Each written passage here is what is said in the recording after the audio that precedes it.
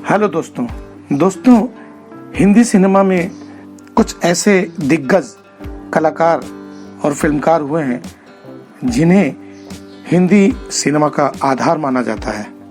उन्हीं में से एक नाम आता है गुरुदत्त का, जिन्हें लोग सिनेमा मेकिंग स्कूल के रूप में देखते हैं। गुरुदत्त की फिल्मों से आज भी कुछ कलाकार और फिल्म डायरेक्टर सीख लेते रहते हैं। गुरुदत्त अभिनेता, लेखक, निर्देशक, फिल्म निर्माता भी थे।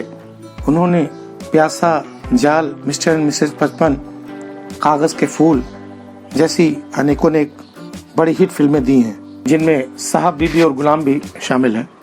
गुरुदत्त ने अपने करियर में काफ़ी कुछ हासिल किया था, मगर अफसोस की और भी कुछ कलाकारों की मौत की तरह उनका भी कहानी एक रहस्य है। इसका जिक्र अबरार अलवी ने अपनी किताब में लिखा है, जो गुरुदत्त साहब की फिल्मों के लेखक रहे हैं। उनकी मौत से एक दिन पहले यानी 9 अक्टूबर 1964 की शाम को, उस वक्त एक फिल्म आने वाली थी, बहारें फिर भी आएंगी।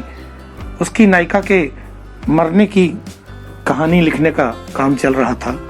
लेखक अबरार बताते हैं कि जब वो शाम को उनके घर पहुंचे तो माहौल कुछ गमगीन सा था। उनके चेहरे पर तनाव बहुत ज़्यादा दिख रहा था और वो काफ़ी नशे में थे। उन्होंने उनके असिस्टेंट से पूछा कि क्या बात है, क्या हुआ? तो उन्होंने बताया कि उनकी पत्नी गीता दत्त से काफ़ी समय से अनबन चल रही थी। उनसे फ़ोन पर बात करने के बाद वो काफ़ी गमगीन हो गए। उन्होंने बताया कि गुरुदत्त साहब अपनी निजी ज़िंदगी में काफ़ी परेशान चल रहे हैं।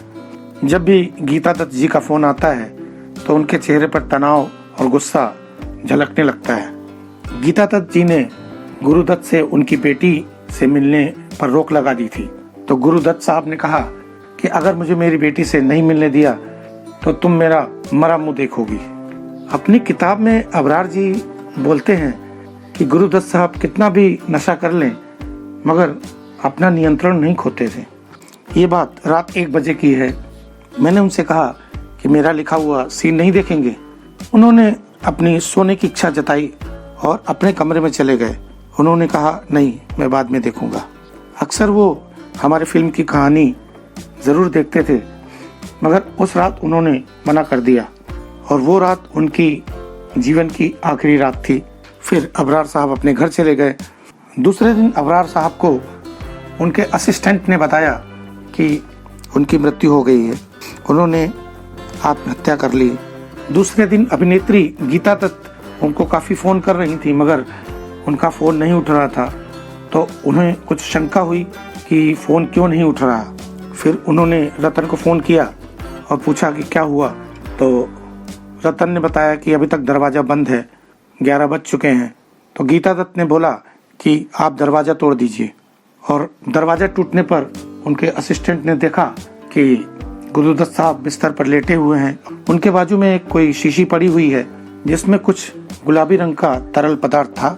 दोस्तों, गुरुदत्त का यूं चले जाना बॉलीवुड के लिए एक सदमे जैसा था। वो भले ही इस दुनिया से चले गए, मगर सिनेमा में उन्होंने जो अविस्मरणीय योगदान दिया उसे कोई भूल नहीं सकता। तो ये थी गुरुदत्त की मृत्यु की दास्तान। ये जानकारी आपको अगर पसंद आई हो तो प्लीज़ चैनल को लाइक, सब्सक्राइब और शेयर ज़रूर कीजिए। धन्यवाद।